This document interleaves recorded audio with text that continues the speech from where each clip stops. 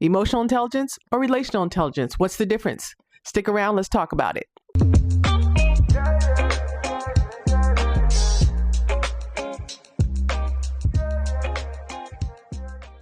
Welcome to the Michelle Major Show. Today we are talking about the difference between emotional intelligence and relational intelligence. Why are we talking about that? Because it is such a huge factor in being able to change the culture of an organization, being able to take what you know and actually affect change with what you know. So emotional intelligence is, oh, I know what that feeling is. Oh, I understand why I'm reacting the way I'm reacting. Oh, I understand that I need to clean that up and be responsible for it. It's the knowing. Emotional intelligence is understanding the emotions that are at play that are affecting your ability to connect with people. It took a long time. We've been talking about emotional intelligence for a long time. So for the last decade or two, you've heard a lot of people, EQ and emotional intelligence. And I think we're moving into this era of relational intelligence, which means how do I change the energy in a relationship? How do I actually change the space in a relationship? It's not good enough to just understand what you're doing or what you're feeling. It's about going to that next step.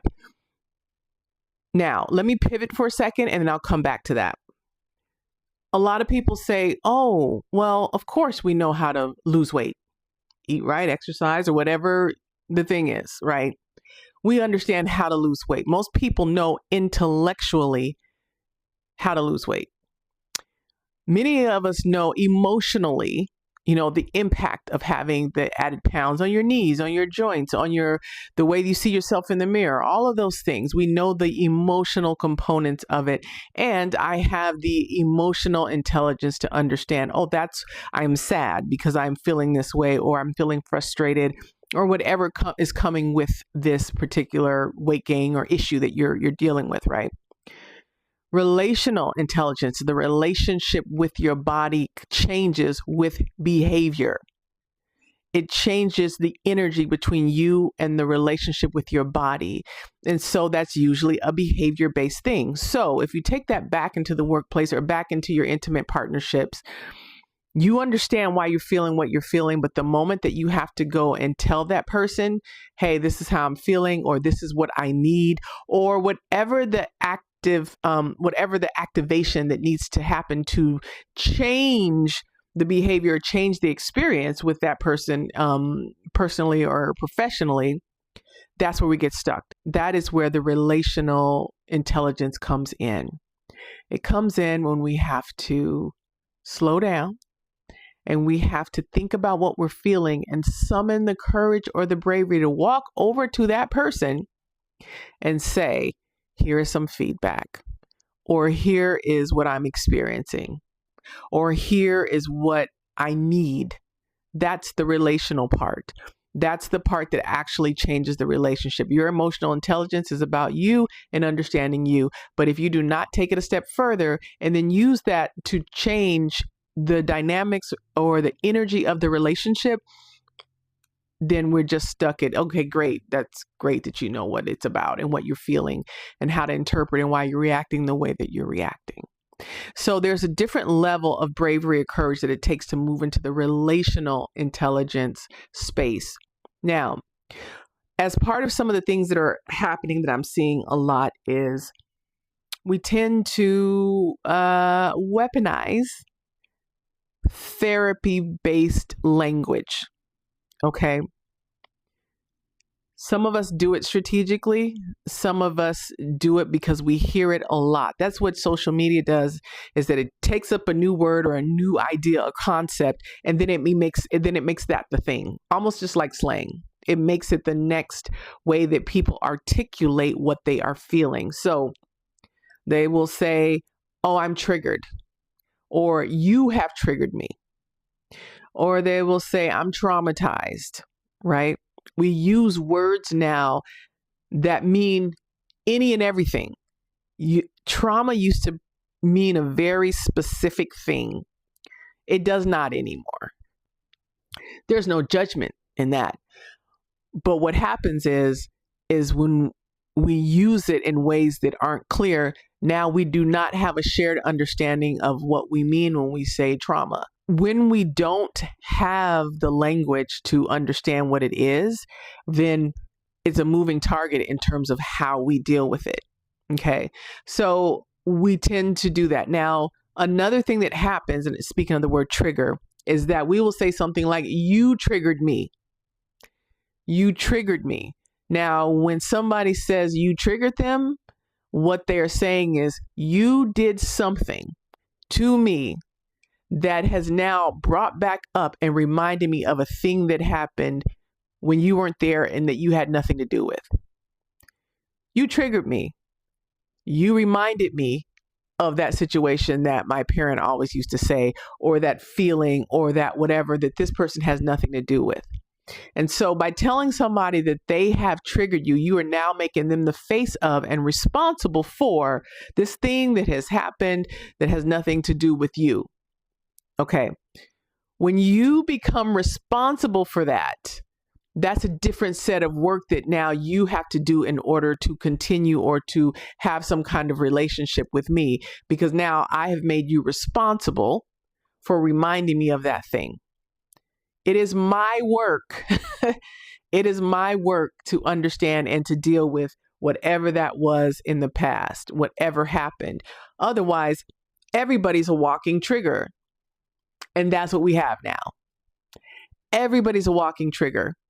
And so then we have all this language that says, well, you've now triggered them. And so now how do you be accountable? How do you be accountable to me for saying the thing that has triggered me based on something else? Now, that's another layer to the conversation of accountability.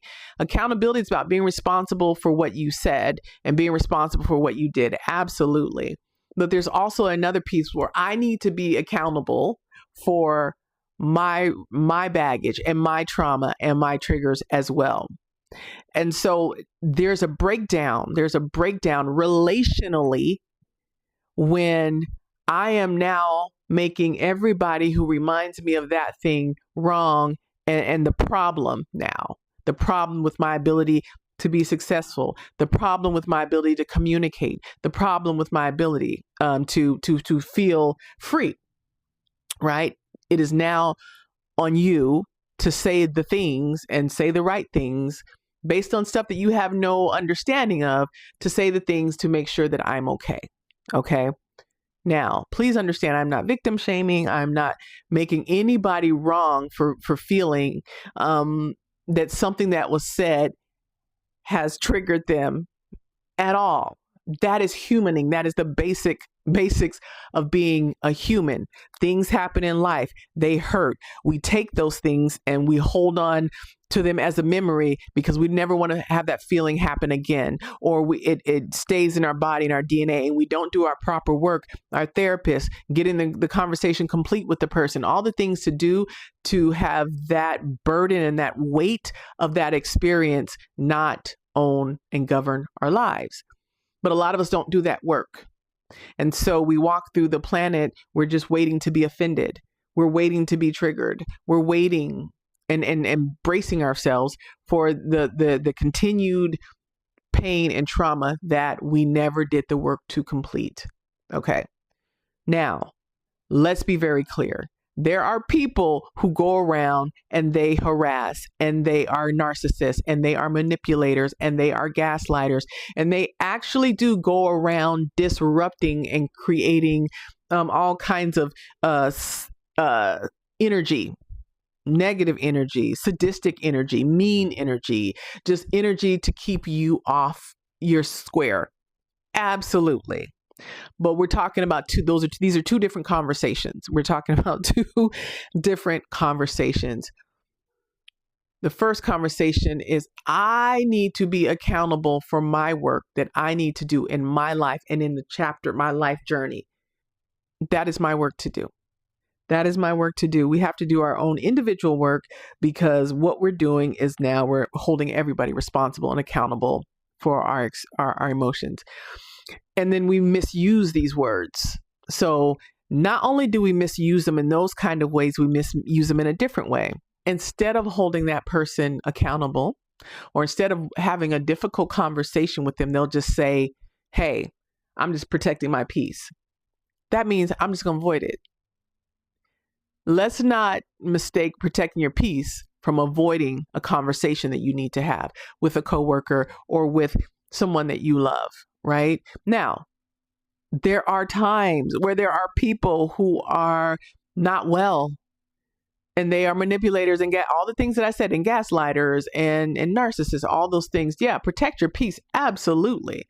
As someone who, has went through a rough just year, I learned the art of protecting my peace and the importance of protecting my peace. I'm not dismissing it, but I know the difference between I'm just protecting my peace and I'm avoiding having that difficult conversation with this person.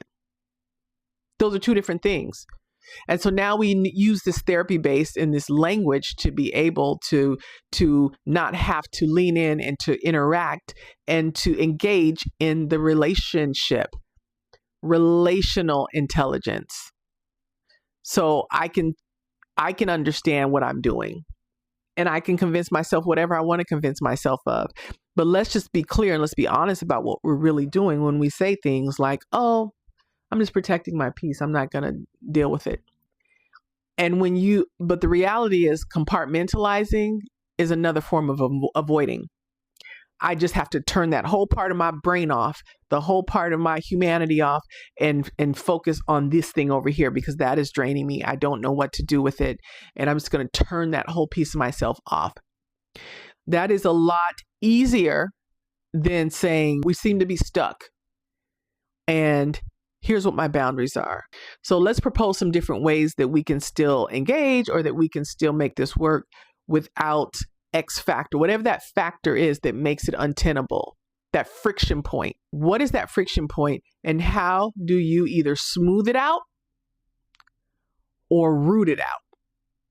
Whatever that friction point is, because we do too much work trying to, how much work you spend and I have spent trying to work around a friction point, right? Relational intelligence is being honest about the fact that this is a friction point, and as long as our roles overlap in this way or requires you to me to depend on you for X. For example, I have someone who's chronically late. I'm not a late person. They're chronically late, and that becomes a friction point when I put them in a position where I depend on them to be on time. So now that I know this person will never be on time, and they might sometimes, if they do, great. If they don't, no big whoop, is to make sure that they are put into a position in the game that will not disrupt my ability to win the game, right? And to move the ball down the field, whatever that I'm trying to do in the moment. And so having relational intelligence is about your personal liberty and freedom. And I cannot say that enough. We talk about relationships and we talk about getting along at work or getting along at home. But what we're really talking about is your peace and your personal liberty and freedom to move around.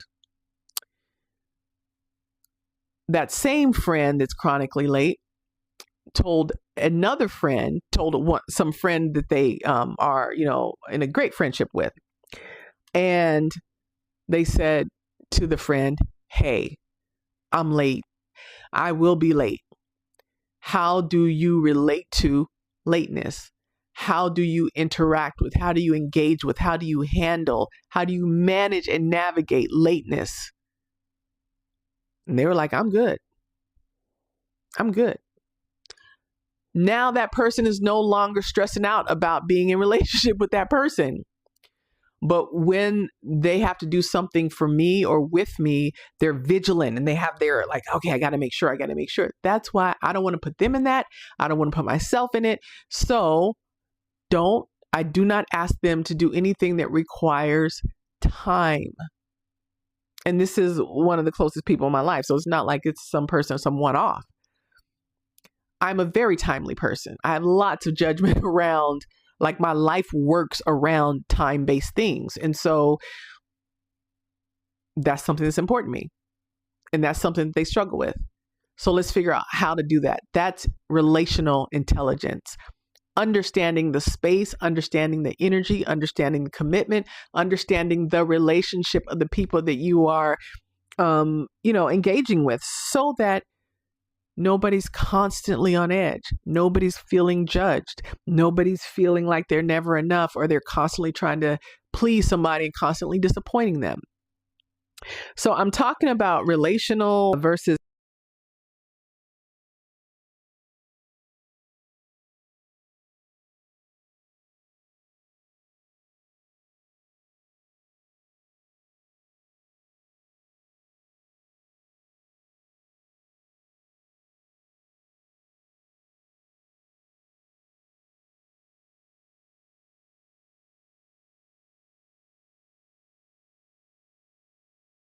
I tell people, when you're giving feedback, here are your 4 points you want to hit.